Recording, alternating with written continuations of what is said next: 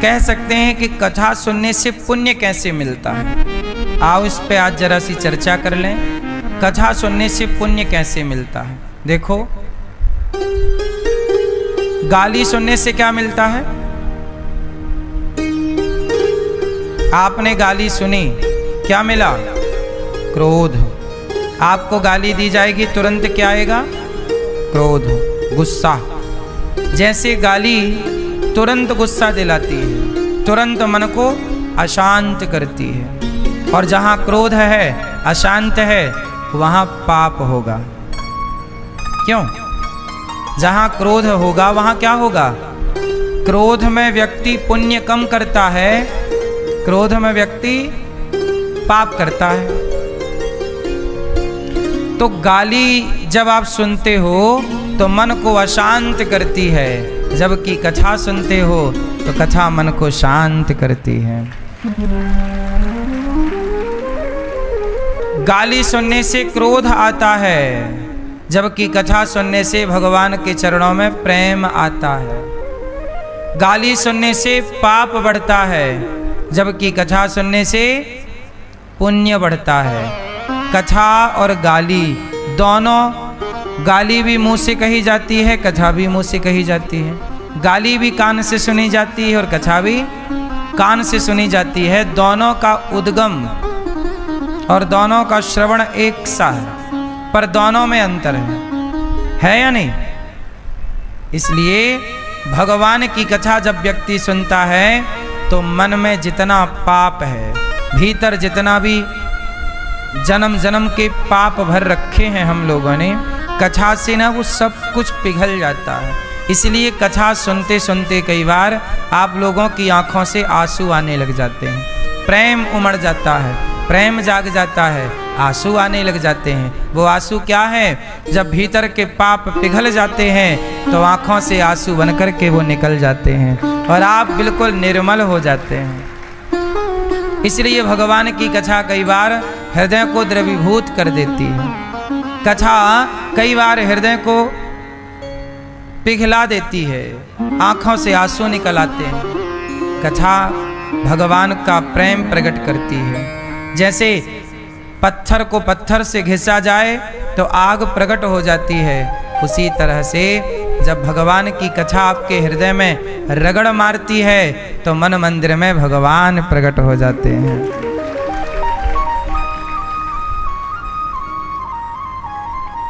तो हमारे अग्रवाल परिवार और श्रीमती राजरानी मैया और भैया प्रदीप जी और आप सभी अग्रवाल परिवार जो कथा का आयोजन आप कर रहे हैं, ये बड़ा ही उत्तम है। बहुत पुण्याई हैं आप लोग, जो आप लोग इतना बड़ा पुण्य का कार्य कर रहे हैं। हमारी मैया श्री राजरानी मैया, जिनके पुण्य से सबको भगवान की कथा प्राप्त हो रही है। सही है। कल कथा में आपने सुना कि राजा भगवान की पावन कथा में राजा परीक्षित जी को 7 दिन में मरने का श्राप लगा। जिसे 7 दिन में मरना हो वो क्या करे? अब 7 दिन में मरने वाले व्यक्ति को क्या करना चाहिए, वो बात सुनते हैं। राजा परीक्षित जी ने एक संत का अपमान कर दिया, गले में मरा हुआ सांप डाल दिया। तो संत जी के पुत्र श्रृंगी ऋषि ने समीक जी के गले में सांप डाला परीक्षित जी ने। तो समीक जी के पुत्र ने श्रृंगी जी ने श्राप दे दिया कि जाओ 7 दिन बाद मर जाओगे। परीक्षित जी ने सुखदेव जी से कहा कि मुझे श्राप लगा है, मैं क्या करूं? तब सुखदेव जी ने कहा भागवत सुनो। जो भागवत सुनता है वो जीवन के सारे पाप ताप शाप संताप सबसे बच जाता है। इसलिए आप लोग बड़े भाग्यशाली हैं जो पोथी पाठ कराने वाले यजमान परिवार आप आए और अपने पितरों के लिए आप लोगों ने भागवत जी का पाठ कराया।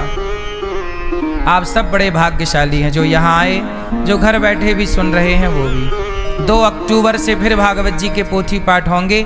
आप भी अपने पितरों पूर्वजों के लिए भागवत जी का अनुष्ठान करा सकते हैं। राजा परीक्षित जी ने क्या गलती कर दी? संत का अपमान कर दिया। इसीलिए मैं आप लोगों से बार बार एक प्रार्थना करता रहता हूँ कि आप कभी भी किसी भी हाल में संतों का अपमान ना किया करो, क्योंकि संतों का अपमान करोगे तो संत जवाब नहीं देंगे।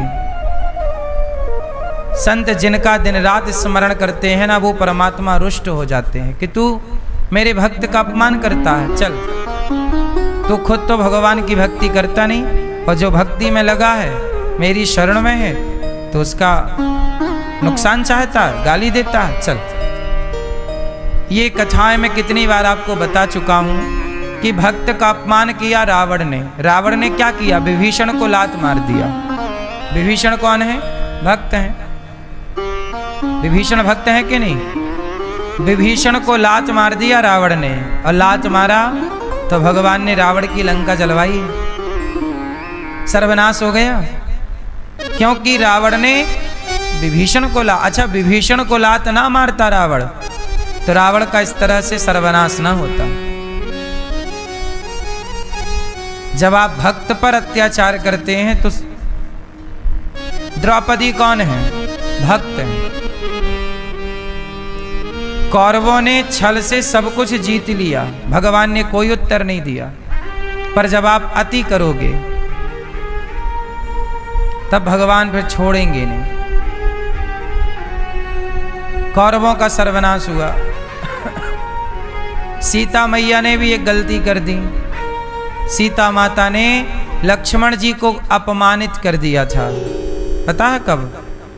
जब रावण ने मारीच को सोने का मृग बनाया, और सोने का मृग बन के जब मारीच गया और राम जी सोने का मृग समझ के सीता माँ के कहने से राम जी उसे मारने गए, तो मारीच को राम जी ने बाण मारा। तो बाण लगते ही मारीच ने क्या बोला? जोर से, हा लक्ष्मण। क्या बोला? तो सीता मैया को लगा कि मेरे राम संकट में हैं। तो लक्ष्मण जी से कहा कि लक्ष्मण जाओ। सीता मैया ने कहा जाओ लक्ष्मण, तुम्हारे भैया संकट में हैं। लक्ष्मण जी ने कहा माता, हमारे भैया कभी संकट में आ ही नहीं सकते, वो तो राम है, भगवान है। सीता मैया बोली नहीं, तुम जाना नहीं चाहते इसलिए बहाने कर रहे हो। और ना जाने लक्ष्मण जी को कितना डांटा, बहुत अपशब्द कहा माता सीता ने, बहुत गलत कह दिया, हम बता भी नहीं सकते आपको। इतना डांटा, कह दिया कि तुम्हारा तो आचार विचार भी ठीक नहीं है। लक्ष्मण जी रोने लगे बेचारे कि माँ आज मेरे को क्या लांछन लगा रही है। तो लक्ष्मण जी रोते रोते चले गए। कहाँ चले गए? लक्ष्मण रेखा खींच दी। कहा माता, ये जंगल राक्षसों से भरा है, इसलिए प्रभु ने आपकी रक्षा के लिए मुझे यहाँ पर नियुक्त किया था, पर आपने मुझे जाने के लिए विवश कर दिया। मैं ये लक्ष्मण रेखा खींच के जा रहा हूँ, माता इसे पार ना करना। और माता के पास से लक्ष्मण जी गए, और जब गए तो रावण आ गया, और रावण ने सीता मैया को फिर भिक्षा मांगने के बहाने कहा कि बाहर आके भिक्षा दो। सीता मैया जैसे ही बाहर आई, विमान पर बिठा के ले गया। राम जी चाहते तो रावण को मार देते तुरंत, पर नहीं मारा। क्यों? सीता माँ को राम जी दंड देना चाहते थे। सीता, तुमने मेरे भक्त लक्ष्मण को तुमने अपमानित किया है। सीता मैया ने क्या गलती कर दी? लक्ष्मण जी को बुरा कह दिया। लक्ष्मण जी कौन है? लक्ष्मण जी कैसे हैं जरा सोचो। लक्ष्मण जी ने अपनी पत्नी छोड़ दी। बोलो हाँ। वनवास तो राम का हुआ था ना, लक्ष्मण का तो वनवास नहीं हुआ। लेकिन अच्छा, लक्ष्मण जी ना आते, कौन जंगल में, भाई तुम्हें कष्ट है तो तुम भोगो ना, हम क्यों भोगेंगे। पर लक्ष्मण जी बोले नहीं, मेरे भैया वनवास जाएंगे तो मैं भी जाऊंगा। अपनी पत्नी छोड़ दी, अपना सुख छोड़ा, अपना चैन छोड़ा। 14 साल सोए नहीं, 14 साल खाए नहीं, दिन रात सेवा में लगे रहे। और वो सेवा में लगे रहने वाले लक्ष्मण जी को सीता मैया ने बड़ा भला बुरा कह दिया। ये बात भगवान कैसे बर्दाश्त करते? जो भक्त भगवान के आश्रित है उन्हें यदि उनकी पत्नी भी गलत कहती हैं तो भगवान अपनी पत्नी को भी दंड देते हैं। अच्छा एक बात बताओ, सीता मैया के पांव में चोंच मार दी जयंत ने। सीता मैया के पांव में चोंच किसने मारी? कौआ बन गया। कौन? जयंत। जयंत कौन है? इंद्र का बेटा। एक बार इंद्र का बेटा राम की परीक्षा लेना चाहा और सीता मैया के पांव में चोंच मार के फुर्र से भाग गया। तो राम ने एक तिनके का धनुष बाण बनाया और जयंत के पीछे छोड़ दिया। जयंत सब जगह गया पर उसकी रक्षा किसी ने नहीं की। जयंत ने अपराध क्या किया? सीता माँ के पांव में चोंच मार दी। तो राम जी ने उसके पीछे एक बाण लगा दिया और बाद में जयंत जब सीता मैया की शरण में आया नारद जी के कहने से, तब राम जी ने जयंत को छोड़ा।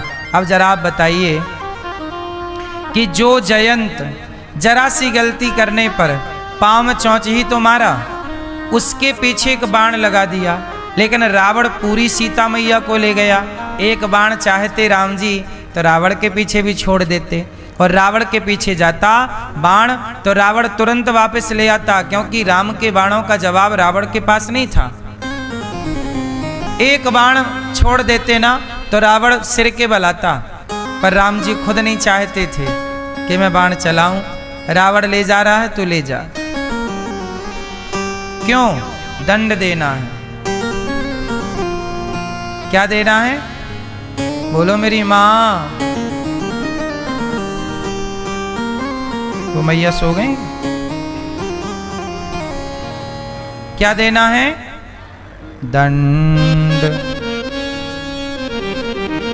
तो इसलिए हम आपसे केवल इतनी सी प्रार्थना करते हैं कि राजा परीक्षित ने भी एक संत का अपमान कर दिया, सीता माँ ने भी भक्त का अपमान कर दिया, दंड मिला। इसलिए कहता हूं किसी कन्या का, किसी साधु का, किसी गाय का, किसी भक्त का, हम कहते हैं किसी का भी अपमान क्यों करना है? ये बताओ, किसी का भी क्यों? मेरी माँ, आप अपने रास्ते जा रहे हैं, हम आपको क्यों अपमानित करें?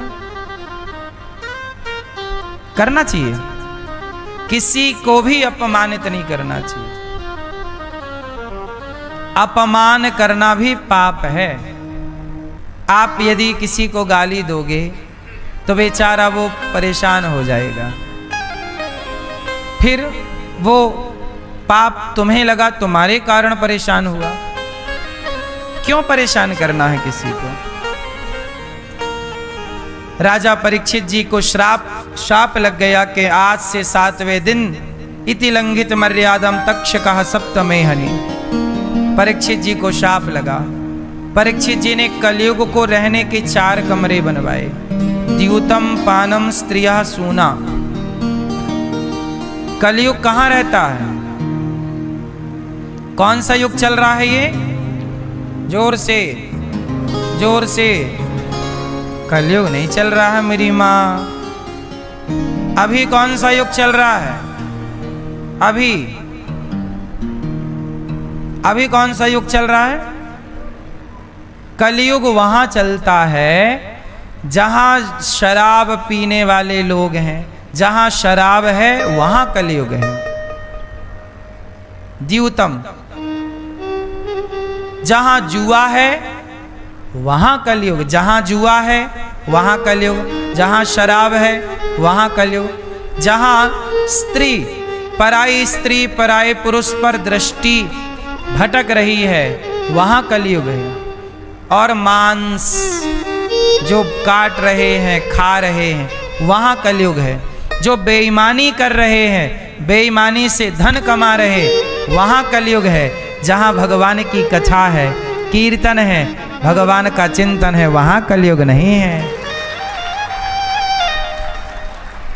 बोलो मैया। हाँ, जहां कथा है, कीर्तन है।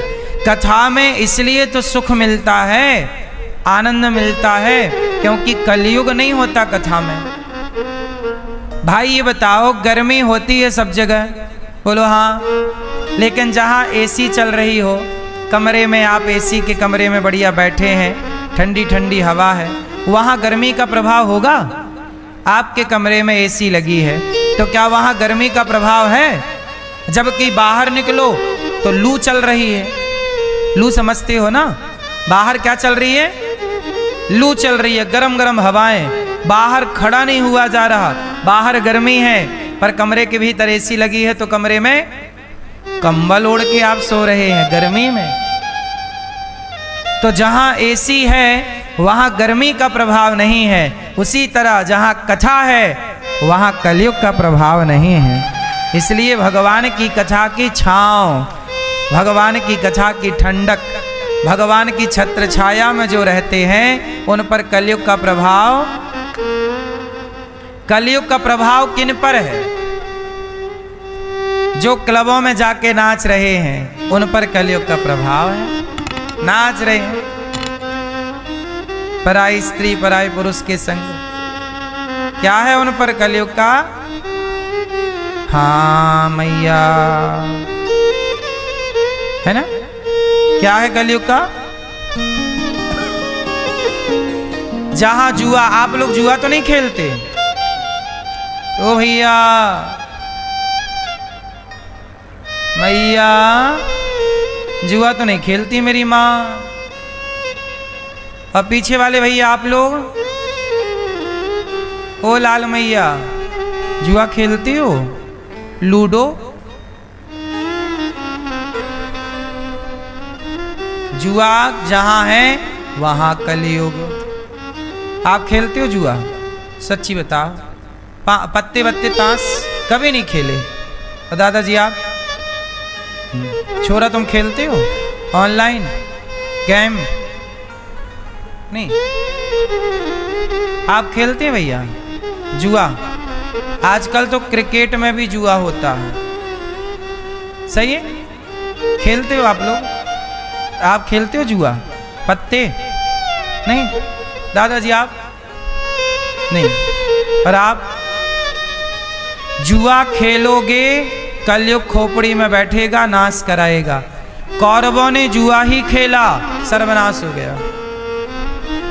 महाभारत का बीज कहां बोया गया? महाभारत का बीज क्या है? जुआ।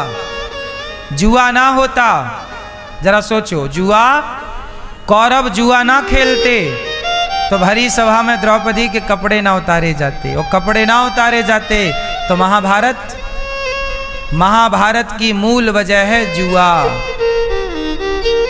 इसलिए साहब बचना। आप खेलते हो जुआ? नहीं। द्यूतम पानम, शराब, शराब जहां लोग पी रहे हैं कलयुग है। आप लोग पीते हो शराब? ये आप नहीं पीते? आप पीते हैं शराब? आप भैया आप शराब पीते हैं? आप? आपसे पूछ रहे हैं, आपसे। हाँ, शराब नहीं पीते आप जी? भी आप नहीं पीते? आप पीते हैं भैया चश्मा वाले? आप जी, आप पीते हो शराब? सही, खाओ मां कसम नहीं पीते।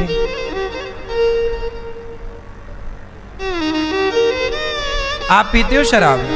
बिल्कुल नहीं। तनिक सी, एक पैक, एक भी नहीं। शराब में कलयुग बसता है। जैसे तुलसी में भगवान विष्णु का वास होता है, जैसे तीर्थों में भगवान का वास होता है, ऐसे कलयुग का वास शराब में होता है। इसलिए शराब पीने का मना करते हैं। कलयुग, शराब पियोगे तो शराब के द्वारा कलयुग आपकी खोपड़ी में आके बैठ जाएगा, बुद्धि भ्रष्ट कर देगा। इसलिए शराब का स्पर्श भी पाप है। शराब को महापाप में रखा गया है, ये महापाप है।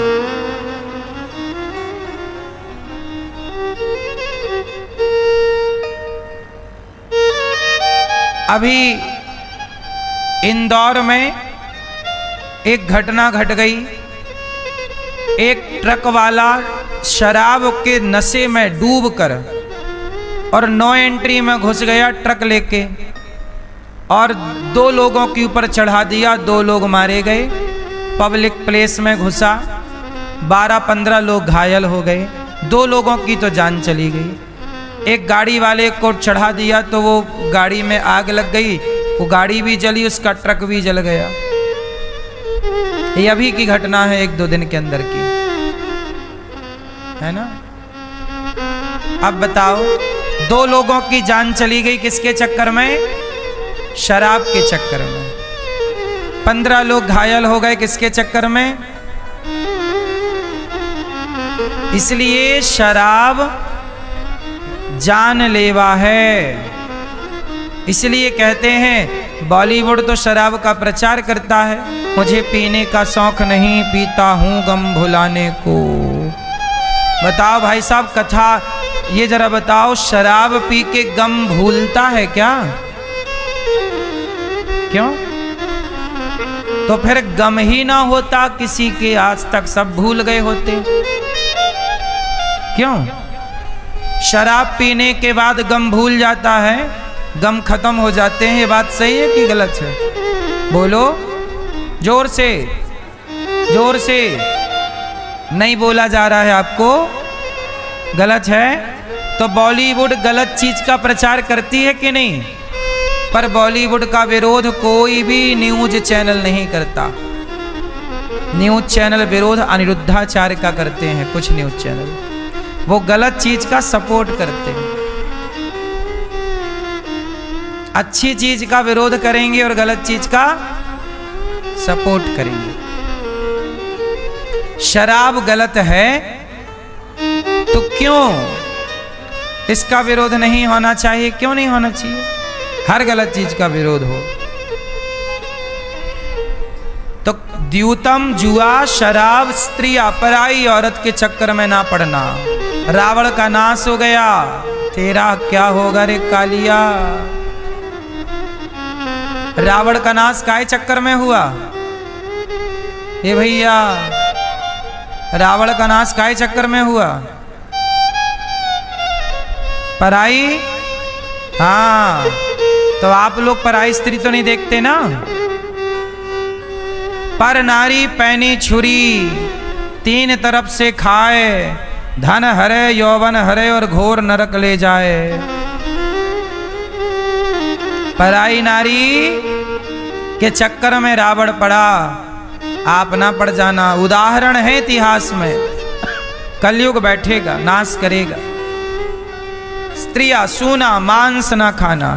राजा परीक्षित जी ने कलयुग मुकुट पहन रखी थी सोने की, वो जरासंध की मुकुट थी।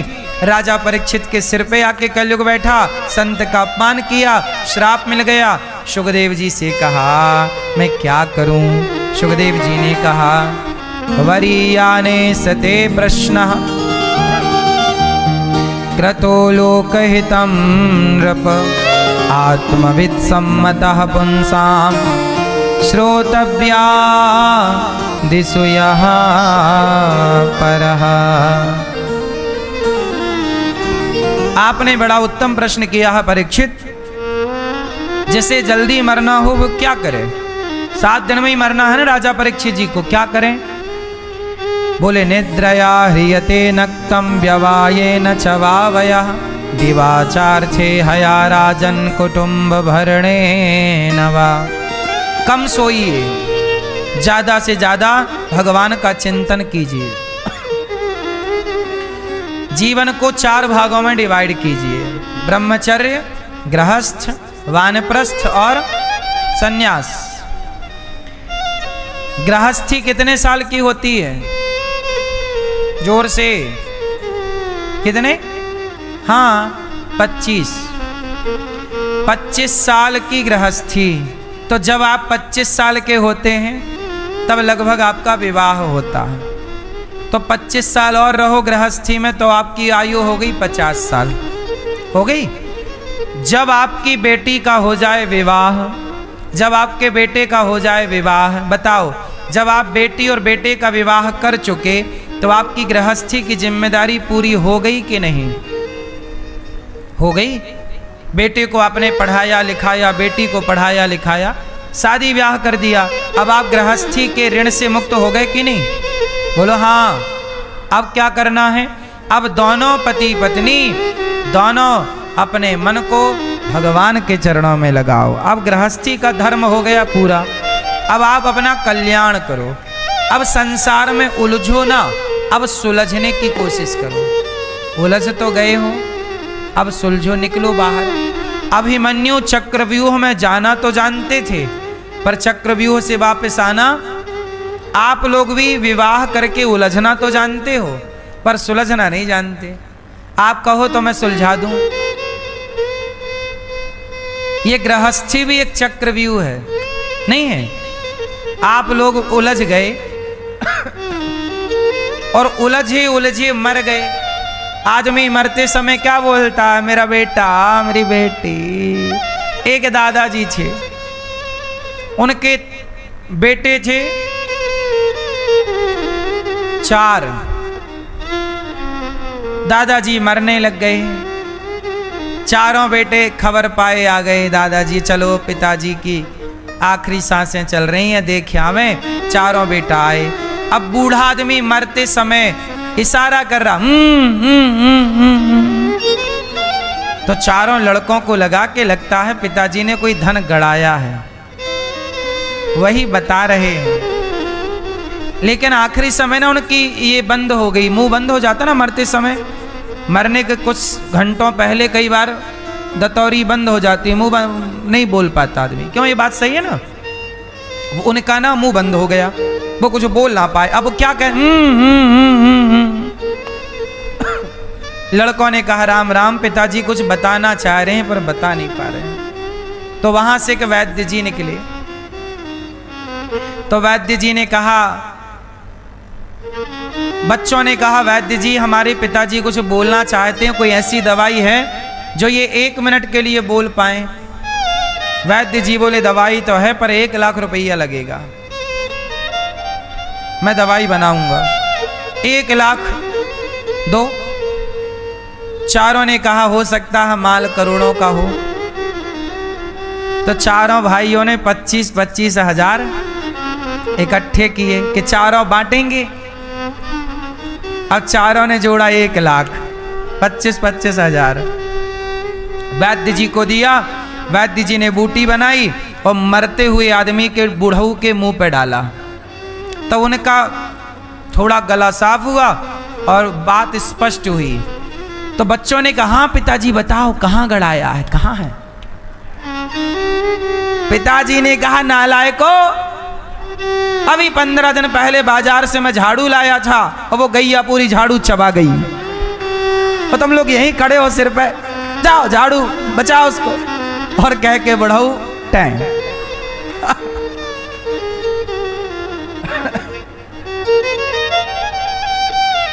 अब चारों लड़के लगे रोने जोर जोर से।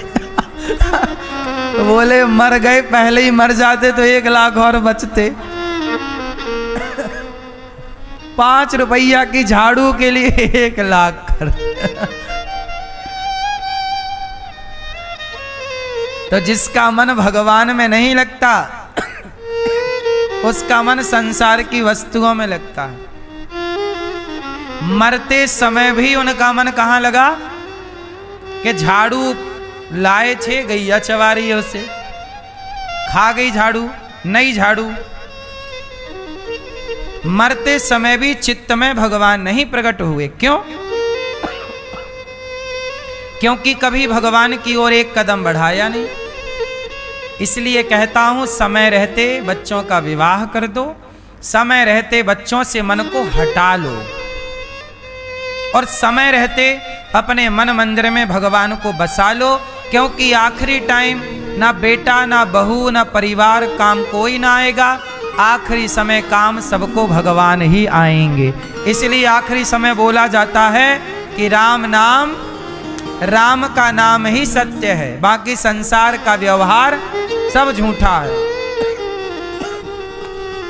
तो वो सत्य नाम को अभी बसा लो, अभी 2 कदम बढ़ लो भगवान की ओर, चित्त में बसाओ भगवान को।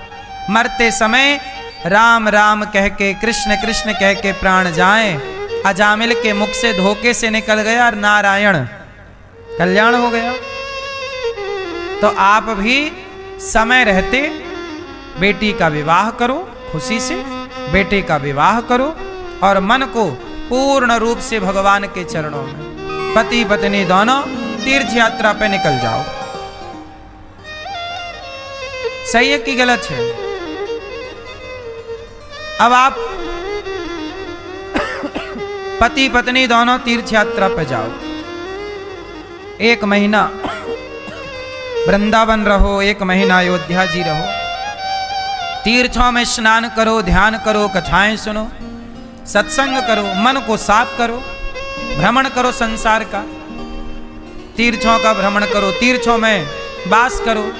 घर में वास ज्यादा ना करो, घर में आप वास करोगे ना तो आपके जीवन से, आचरण से बास आने लग जाएगी, दुर्गंध।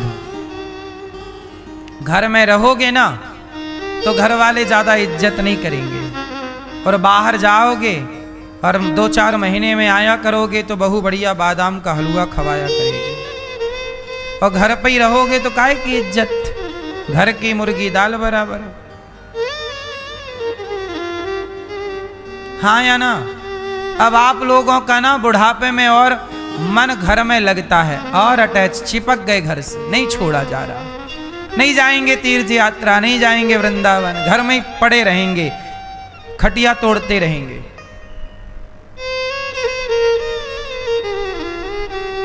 घर पे मरना मत। कहां मरे? हॉस्पिटल में नहीं, कहां मरना चाहिए? घर पे मरोगे, घर वाले मरने ही नहीं देंगे। बताओ सही है? जैसे ही गांव वालों को, परिवार वालों को पता लगता है कि फलाने मरने लग गए, लोग आ जाते हैं और आके हा चालू। जब आपके मरने का टाइम आएगा, लोग कहेंगे हमें पहचानो, हाथ हिला के हमें पहचानो, हमें कोई सिर हिला, हमें पहचानो, हमें सब कहेंगे हमें पहचानो। कोई ना कहेगा कि भगवान को पहचानो, वो हम ही कह रहे हैं कि भगवान को पहचान लो, वरना दुनिया में सब कहेंगे हमें पहचानो, हमें। तुम्हें पहचान के होगा क्या? और आपने देखा होगा मरते हुए व्यक्ति के लिए कुछ लोग रेलवे स्टेशन से रोना शुरू करते हैं। रेल से जैसे ही उतरे, देखा कि कोई आया है लेने, यदि कोई है तो और कोई नहीं है तो कोई रोना धोना नहीं है। और कोई लोग बस स्टैंड से चालू, कोई आया बस है क्या? हाँ है, चालू। वो ये बताना चाहते हैं कि हम भी बहुत प्रेम करते थे। बोलो हाँ। और कुछ लोग तो बस द्वार पे आए और उनका पोंगा चालू, द्वार से। बोलो हाँ। ये सारे लोग वही हैं। आप जरा इन लोगों को फोन लगाना कि भाई साहब जरा आओ, हम आपके साथ प्यार की 2 बातें करें, आओ जरा आपके साथ, हमें थोड़ी सी ज़रूरत है, थोड़ा सहयोग कर दीजिए, हमें आपके साथ की ज़रूरत है, हमें आपके प्यार की ज़रूरत है। जब आप किसी से साथ मांगोगे ना, लोग साथ नहीं देंगे, लेकिन जब आप मर जाओगे तो रोने प्रॉपर आएंगे, आएंगे। आपके मरने में लोग आते हैं। आपको क्या लगता है आपके मरने पे आए हैं? नहीं, आपके मरने में कोई नहीं आता। लोग तो केवल अपना व्यवहार चुकाने आते हैं कि तुम्हारे मरने में नहीं जाएंगे तो हमारे मरने में कौन आएगा। और आपको लगता है देखो इतने लोग रो रहे हैं, किसी को कोई फर्क नहीं है कि आप मर रहे हैं। अच्छा ये बताओ, आप जब मरेंगे तो किसका क्या बिगड़ेगा? आपको लगता है मेरे बाद क्या होगा? तुम्हारे बाद भी सूर्योदय होगा, तुम्हारे बाद भी सूर्यास्त होगा, तुम्हारे बाद भी तीज त्योहार आएंगे, तुम्हारे बाद भी तुम्हारे घर में छोरा छोरियों का ब्याह होगा। क्या रुकेगा काम बताओ? इसलिए इस घमंड में ना रहो कि मेरे बाद क्या होगा। आप तो मन भगवान में लगाओ। अब उम्र हो गई है ईश्वर को पाने की। भगवान ही आपके हैं और कोई आपका, आप कितना भी कहो कि ये मेरा है। ये दुनिया रोती है, और रोती भी कैसी है, गजब। जब आप मरोगे तो आप मरे पड़े रहोगे। वो पड़ोसन चाय बना के लाएगी, बहन थोड़ा पी लो, अदरक वाली है। सही है कि गलत है? सास मरी पड़ी है, लोग मरे पड़े हैं, और घर वाले चाय पी रहे हैं। अच्छी चाय बनाई है तैने, तेरी सास मरेगी, तेरे लिए मैं ऐसी चाय बना के लाऊंगी, बढ़िया अदरक वाली। ये बात सही है कि गलत है? जब कोई मर जाता है लोग चाय बना के लाते हैं कि नहीं? और रोने वाला थोड़ा गला सेक सेक के फिर बाद में सिक गया गला, चाय फिनिश, फिर चालू। ऐसा है या नहीं? सही बताओ, हम गलत बोल रहे हैं क्या? सही है, यही सच्चाई है। लोग रोते भी हैं तो उनके आंसू असली नहीं है, फॉर्मेलिटी है, औपचारिकता है। चाय पी पी के रो लिए। कोई बढ़िया मस्त बना के खाना भोजन ले आए तो खा खा के रो रहे हैं। बात सही भी है, भूखे कब तक रहेंगे? इसलिए सीधा ये है कि आपके मरने के बाद किसी का कुछ एक रत्ती बिगड़ने वाला नहीं। बिगड़ेगा तो आपका। क्या बिगड़ा आपका? आप जिन परिवार के मोह में पड़े रहे, वो तो तुम्हारे मरने पर चाय पी रहे हैं, समोसा खा रहे हैं। तुम उनका चिंतन करते करते मर गए, तुम्हारी दुर्गति होगी। इसलिए कहता हूं, मरने का टाइम आए तो सबसे नाता तोड़कर गिरधर से नाता जोड़ लो। नाता एक राम जी से, दूजा नाता तोड़ दे। भगवान मेरे तो गिरधर गोपाल, दूसरों ना एक भगवान के सिवा कोई। यही अटल सत्य है। आप मान लो या मत मानो। मेरे मरने के बाद लोग रोएंगे तो रोने से मेरा क्या फायदा होगा? आपके रोने से मेरा क्या फायदा? फायदा तो इस बात का है कि मैंने जीते जी भला कितना किया। मेरे मरने के बाद आप रोएं, मैं नहीं चाहता कि आप रोएं।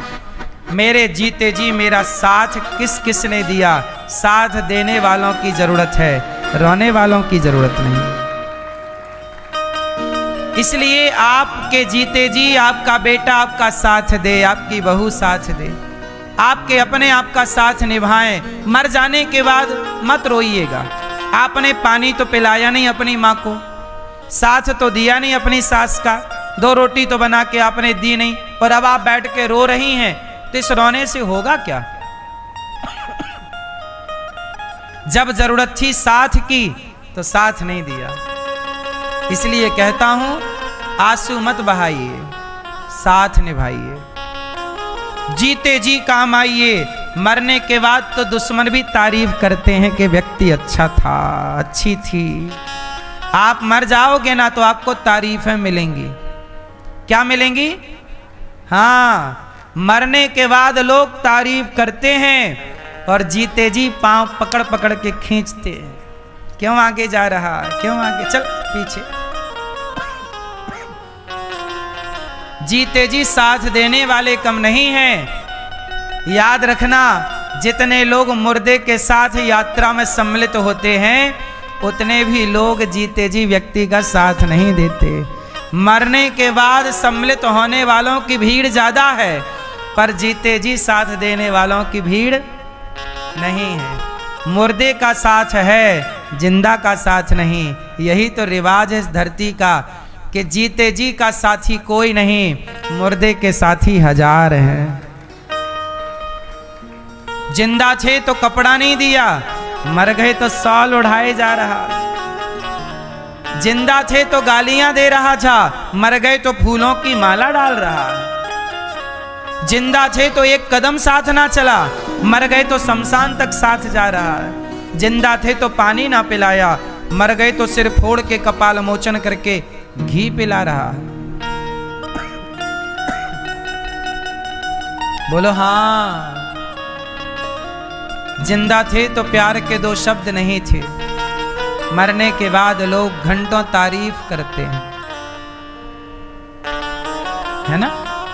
इसलिए कहता हूं, ये बनावटी दुनिया को पहचानो। आप लोग नहीं पहचानते, हम पहचानते हैं। आप लोग झूठ को ही सच मान लेते हैं। आप लोग लोगों के आंसुओं में बह जाते हैं कि लोग रो रहे हैं। बिगड़ेगा तो केवल मरने वाले का। इसलिए अपना मरण सुधारना चाहते हो तो जीते जी अपनी जिम्मेदारियां निभाओ, पूरी करो, और आत्मसमर्पण बेटा बेटी में नहीं, भगवान के चरणों में। बच्चों को पढ़ाओ लिखाओ, काबिल बना दो, खड़ा कर दो पांव पे, तू संभाल, हम चले। जो पैसा कमाया है वो पैसा समाज की सेवा में लगाओ। बेटे को टैलेंट दे दो, तू कमा खा। बच्चे को पैसा देने की ज्यादा जरूरत। बच्चों को क्या देना चाहिए? योग्यता, टैलेंट। पढ़ाओ लिखाओ, काबिल बनाओ। जंगल के शेर और सर्कस के शेर, दो शेर होते हैं, एक जंगल का, दूसरा सर्कस का। सर्कस का शेर मालिक के टुकड़ों पे पलता है। मालिक ने 10 बजे तो मांस का टुकड़ा फेंक दिया, शेर आया खा के बैठ गया। शाम हुई फिर एक मांस का टुकड़ा दिया, शेर खाया बैठ गया। लेकिन जंगल का शेर अपने लिए खुद प्लानिंग करता है, धीरे धीरे छिप छिप के, और वो हिरण की ओर बढ़ता है और शिकार करता है, और जरा सा टुकड़ा नहीं, पूरा हिरण ताजा ताजा खाता है। तो जो बेटा, जो माता पिता अपने बेटों के लिए ज्यादा जोड़ रहे हैं, जो माता पिता अपने बेटों के लिए ज्यादा जोड़ रहे हैं, वो माता पिता अपने बच्चों को सर्कस का शेर बना रहे हैं। उनका टैलेंट भूल जाएगा कमा के खाने का, अपाहिज हो जाएंगे। लेकिन जो जिनके पास कुछ नहीं है टैलेंट के सिवा, वो अपने टैलेंट से कमाना सीखेंगे। वो जंगल के शेर हैं, कमा के खाएंगे। इसलिए ज्यादा सुख सुविधाएं भी व्यक्ति को अपाहिज करती हैं। ये बात सही है कि गलत है?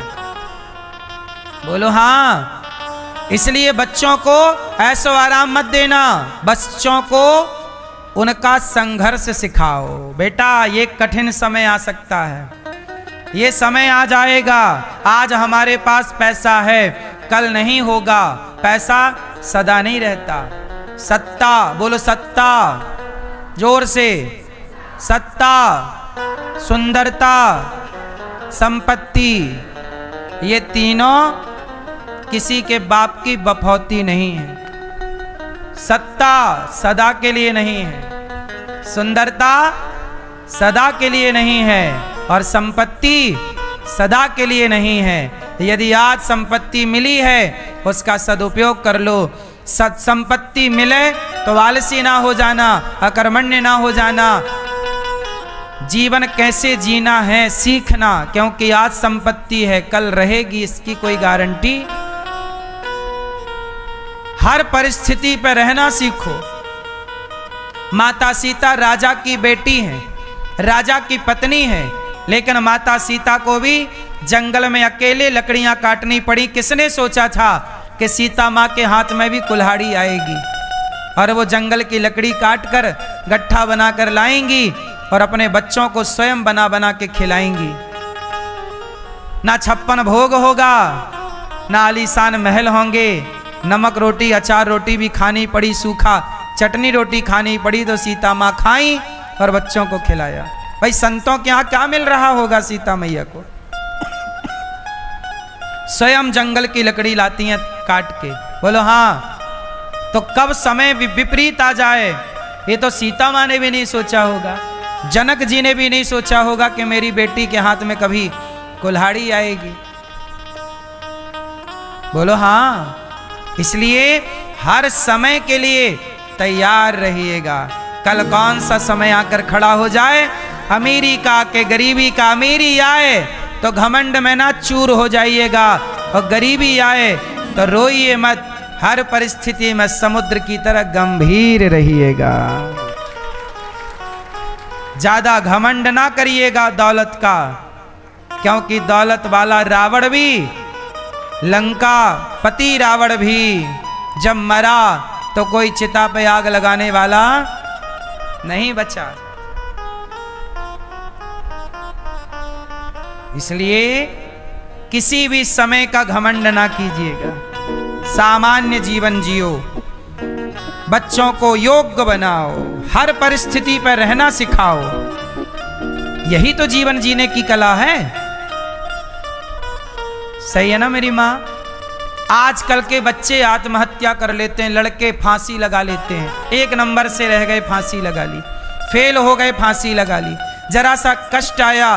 कल मुझे एक मैया बता रही थी कि कल प्रश्नोत्तरी में या परसों बोले, मैया ने बोला कि मेरा बेटा आईटीएन है, आईटी सेक्टर से आगे बढ़ा है, 2 लाख रुपया के लगभग कमाता है महीने में, लेकिन उसकी पत्नी, शादी के 11-12 साल हो गए थे, बच्चा है, पत्नी, अच्छा खासा जिंदगी, पढ़ा लिखा टैलेंटेड लड़का, लेकिन उसने आत्महत्या कर ली, मर गया।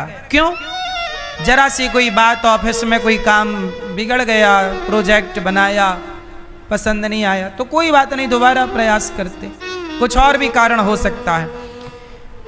एक बात बताओ, आपने पढ़ लिया है इतना ज्यादा, लेकिन जिंदगी जीना तो आपको आया ही नहीं, तो इतना पढ़ने से क्या मतलब? पढ़ा लिखा कौन है?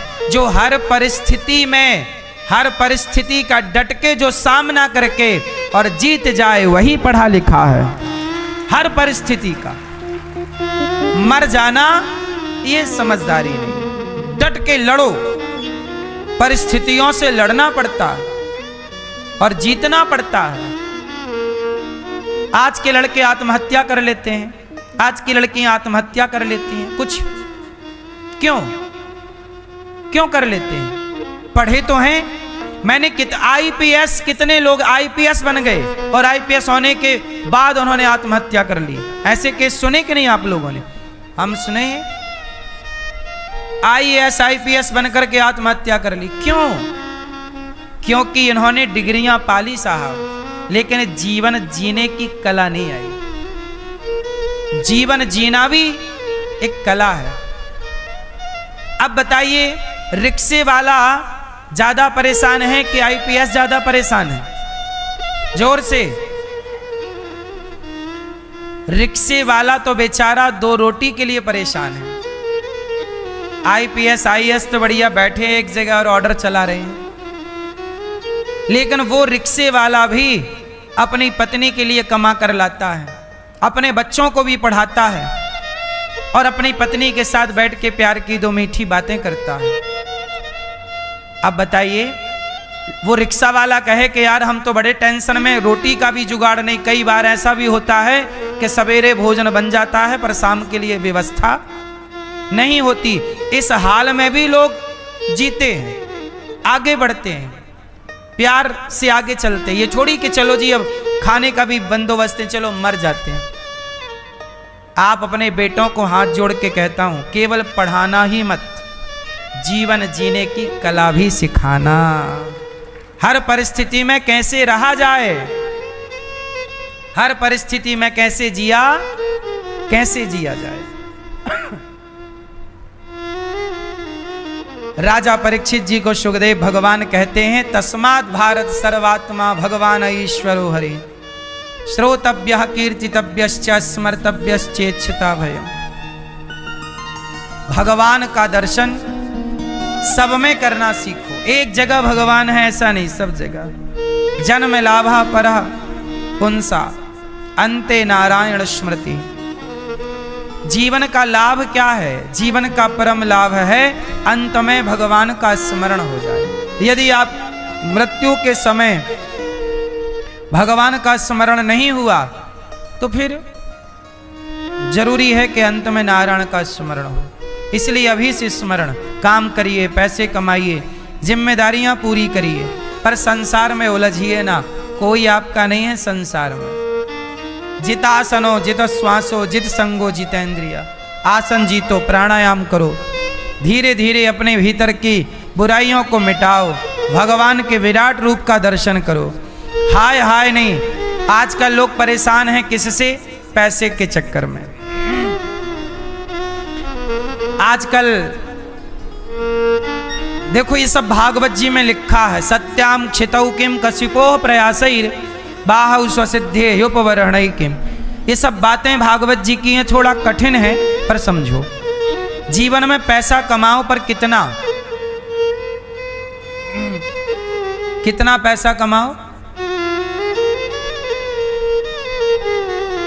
भैया कितना पैसा कमाना चाहिए आप बताओ? कितना पैसा कमाना चाहिए? आप कौन बताएगा? मैया बताओ कितना पैसा कमाना चाहिए? दादाजी बैठे बैठे, खड़े नहीं होने का। आजकल लोग परेशान क्यों हैं? अभी मैं एक 3000 करोड़ का एक मालिक, एक कोई बहुत बड़ी कंपनी का एक मालिक था। मैं उनका इंटरव्यू सुन रहा था, अभी कल परसों ही मैंने सुना। उनकी संपत्ति कितनी है? 3000 करोड़। इतने बड़े मालिक, इससे भी ज्यादा हो सकती। वो कह रहे थे कि जब मैं गरीब था, मेरे पास कुछ भी नहीं था, तो मेरी पत्नी, जब तक मैं आता नहीं था ना शाम को काम करके, तो मेरे घर में कोई भोजन नहीं करता था। मैं रात को 10 बजे आता तो मेरी पत्नी, मेरे बच्चे साथ में बैठ के हम लोग खाते थे। कई बार 12 बज जाता तो मेरी पत्नी जागती रहती, बच्चे जागते रहते, और हम सब साथ में बैठ के खाते थे, और साथ में बैठ के हंसते मुस्कुराते खेलते। और उन्होंने कहा कि फिर आया हमारे पास पैसा, हमारे पास बड़े बड़े घर हो गए, बड़ी बड़ी गाड़ियाँ और बड़ा सुख सुविधाएं। अब पत्नी, बच्चे, महीनों सालों बीत जाते हैं, साथ में भोजन नहीं होता, एक दूसरे का हाल भी नहीं जान पाते क्योंकि व्यस्तताएं ज्यादा। बेटा अपने रास्ते चले गए। उन्होंने कहा कि मैं जब गरीब था तब बहुत खुश था, जब से अमीर हुआ हूं तो पैसा तो आया पर परिवार हाथ से चला गया, सुकून चला गया। ये मैं नहीं बोल रहा, ये मेरे शब्द नहीं है, ये वो व्यक्ति जो 3000 करोड़ का मालिक वो कह रहा। इसलिए सबसे बड़ी अमीरी क्या है? आपकी पत्नी आपको बहुत प्रेम करती है, आप अपनी पत्नी को बहुत प्रेम करते हैं, आपके बच्चे आज्ञाकारी हैं, आपको बहुत प्रेम करते हैं, और आप साथ में बैठ के एक साथ खाते हैं, एक दूसरे का ख्याल रखते हैं और मिल करके भगवान का स्मरण करते हैं। यही आपकी अमीरी है। आपके घर में प्रेम है, एकता है, संगठित हो आप तो आप अमीर हो, और आप बिखर गए तो आप सबसे गरीब हो। क्यों? ये बात सही है कि गलत है? आपके पास पैसा बहुत है पर आप पति पत्नी में प्रेम ही नहीं है, आप पिता पुत्र में प्रेम नहीं है, आप माँ बेटे में प्रेम नहीं है, आपका भाई भाई में प्रेम नहीं है, तो अमीरी का करोगे क्या? क्या करोगे पैसे का? पैसे का गद्दा बनाओ, पड़े रहो पैसे के ऊपर, क्या होगा?